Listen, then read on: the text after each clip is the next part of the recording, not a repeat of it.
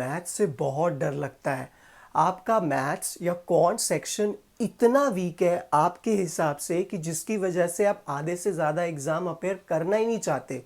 कई सारे मेरे स्टूडेंट्स हैं जो कैट अपेयर नहीं करना चाहते। क्यों? क्योंकि उनको लगता है कि मेरा कैट बहुत ही ज़्यादा वीक है, मेरी कॉन्ट की पढ़ाई बहुत पहले छूट चुकी है। 10th स्टैंडर्ड के बाद मैं कॉमर्स या आर्ट्स में चली गई, फिर उसके बाद मैंने कॉन्ट पे ध्यान नहीं दिया और वो डर उनके दिल में बैठा रहता है और उसकी वजह से वो कैट का एग्जामिनेशन अपेयर करते ही नहीं है। ये वीडियो आज का हम लोग इस बात पे नहीं चर्चा करेंगे कि कैट के बारे में क्या, हम बात करेंगे सीटी एग्ज़ाम की।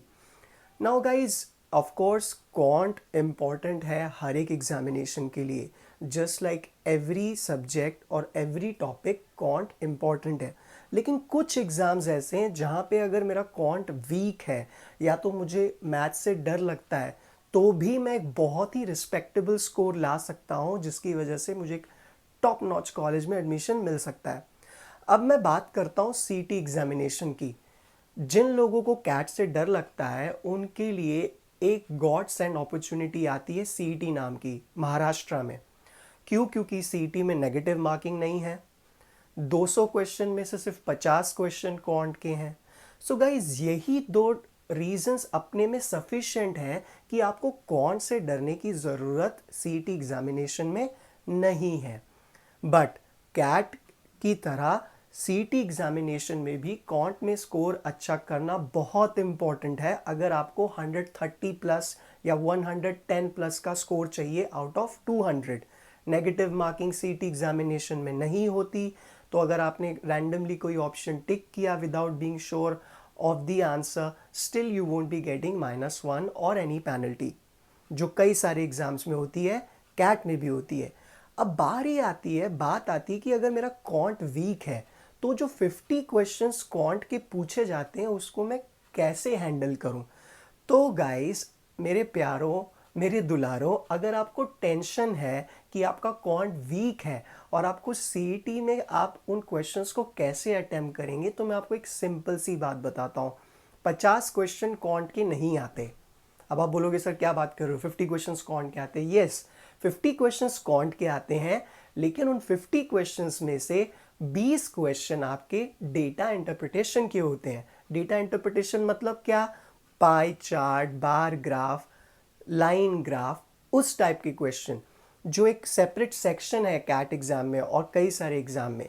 तो आउट ऑफ 50 क्वेश्चंस 20 क्वेश्चंस तो आपके डेटा इंटरप्रिटेशन के आते हैं। डेटा इंटरप्रिटेशन के लिए आपको 3 चीज़ों में अच्छा होना ज़रूरी है। भले आप कॉमर्स के स्टूडेंट हो, परसेंटेज, एवरेज, रेशियो, प्रोपोर्शन तो आपको आता ही होगा। कॉन्फिडेंस सबसे बड़ी बात है, वो हो गया। फिर उसके बाद गाइस बारी आती है ज्योमेट्री की। ज्योमेट्री और मेंसुरेशन, इस टॉपिक से 6 to 8 क्वेश्चंस आते हैं। फिर बारी आती है एरिथमेटिक की। एरिथमेटिक के ऊपर डेफिनेटली 10 के ऊपर क्वेश्चन आते हैं। और भी बाकी सारे टॉपिक्स हैं। अब बट ऑब्वियसली बात है, अगर आप किसी कोचिंग क्लास में आप एडमिशन लेते हैं और वहाँ पढ़ते हैं तो आप हर एक टॉपिक को थोड़ा थोड़ा पढ़ते हो, हर एक टॉपिक के ऊपर ध्यान देते हो। आप एग्ज़ाम में एकदम डम मन के नहीं जाओगे, तो कुछ तो आता होगा। आपको फैकल्टीज टिप्स भी देंगे, ट्रिक्स भी देंगे, बताएंगे कि ऑप्शंस देख के आंसर कैसे जल्दी फाइंड आउट कर सकते हैं, कई तरीके हैं। तो पहली बात तो मैथ से डरने की ज़रूरत नहीं है। अगर आपको सिर्फ एरिथमेटिक भी अच्छे से आता है तो भी आप आराम से 20 प्लस कॉन्ट सेक्शन में स्कोर कर सकते हैं। यानी कि आउट ऑफ 50 20 मार्क्स तो मेरे कहीं नहीं गए। तो कॉन्ट से डरने की ज़रूरत नहीं है। प्लस सीईटी एग्जामिनेशन में सेक्शनल कट ऑफ नहीं है। जब आपका स्कोर आता है तो वो ओवरऑल स्कोर होता है, कैट की तरह नहीं कि मुझे कॉन्ट में भी इतना ही स्कोर करना है, वर्बल में भी इतना ही करना है।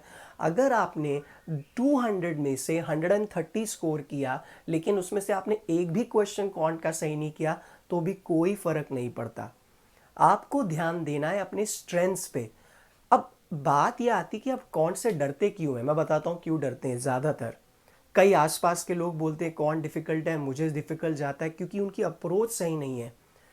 अक्सर कॉन्ट से आप नहीं डरते, कॉन्ट के कुछ टॉपिक्स से डरते हैं। कई लोग ट्रिग्नोमेट्री से डरते हैं, कई लोगों को परम्यूटेशन कॉम्बिनेशन, कईयों को मॉडर्न मैथ्स लॉग वाला क्वेश्चन डिफिकल्ट लगता है, कईयों को नंबर सिस्टम बहुत डिफिकल्ट लगता है। सवाल ये आता है कि उन टॉपिक्स में से कितने क्वेश्चन आते हैं। समझो कि मुझे अलजेब्रा डिफिकल्ट जाता है, ठीक है, कोई बात नहीं, तो बाकी टॉपिक्स तो थोड़े बहुत मैं कर सकता हूँ। अलजेब्रा थोड़ा बहुत पढ़ के जाऊँगा, आंसर क्लिक हुआ सही बात है, नहीं हुआ कोई बात नहीं।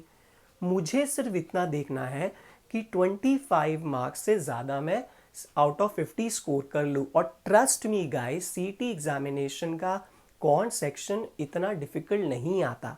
अगर आपके बेसिक्स क्लियर हैं, अगर आपको थोड़ा बहुत स्मार्ट वर्क आता है, फास्ट कैलकुलेशंस के टिप्स और ट्रिक्स आते हैं, डेफिनेटली 20 to 25 मार्क्स आपके कहीं नहीं गए।